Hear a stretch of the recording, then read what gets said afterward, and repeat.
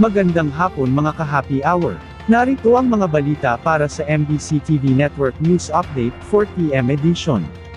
Storm surge at high tide, suliranin sa Pangasinan dahil kay Bagyong Uwan.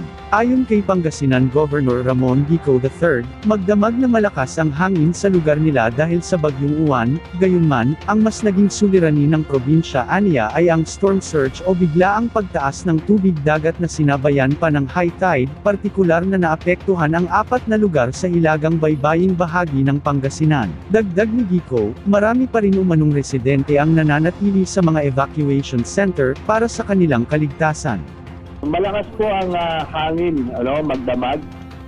Subalit ang talagang nagpahirap po sa amin ay itong storm surge incident combined with high tide. Sa 4 po na lugar ng probinsya, particularly sa northern coastal areas of the province. Sa Lingayen, ito po yung capital town namin, sa Binmalay, sa Dagupan City at sa San Fabian. So marami pa rin po mga kababayan namin ang nasa evacuation centers province-wide. Sa 35 po na LGUs ang nag-conduct ng preemptive evacuation, totaling to sa tingin namin ay mahigit sa ang nakasulat po kasi sa aming report ay 24,000 individuals, pero sa tingin po namin mas marami ay higit pa dito yung bilang.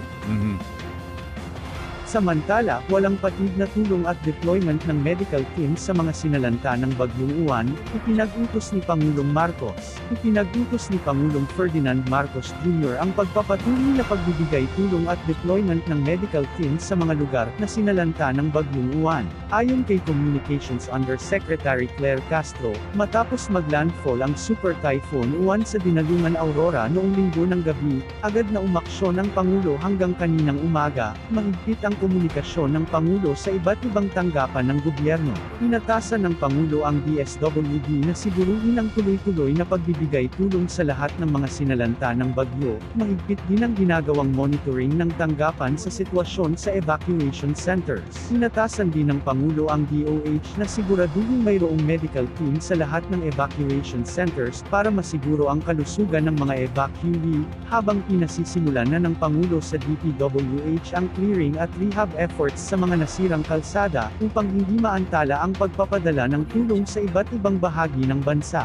Ayon kay Castro, ipinag-utos na rin ng Pangulo sa lahat ng ahensya ng pamahalaan na bantayan ang pinakahuling lagay ng panahon hanggang bukas, at ipagpatuloy ang rehabilitation efforts sa mga lugar na napinsala ng Bagyong Uwan.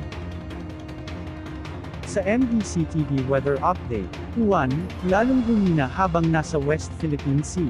Patuloy ang paghina ng Bagyong Uwan habang ito ay kumikilos palayo sa kalupaan sa direksyong Kanluran-Hilagang Kanluran.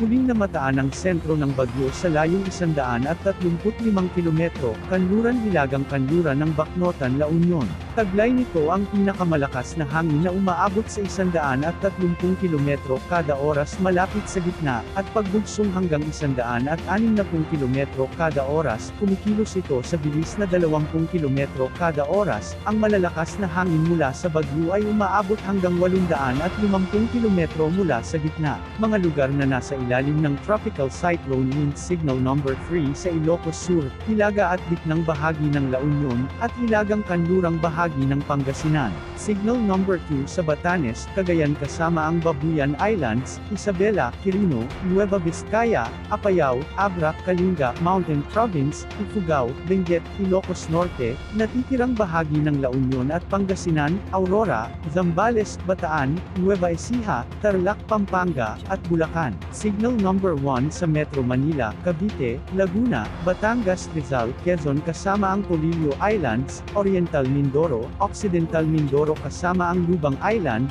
Marinduque, Romblon, hilagang bahagi ng Palawan kasama ang Calamian at Puyo Islands, Camarines Norte, Camarines Sur, Catanduanes, Albay, Sorsogon, at hilaga at kanlurang bahagi ng Masbate kasama ang Durias, Ticao Islands, Aklan, Capiz, at hilaga at gitnang bahagi ng Antique kasama ang Kaluya Islands. At yan ang mga balita para sa MBC TV Network News Update 4pm edition. Abangan ang mga susunod na balitaan mamaya para sa 5pm edition.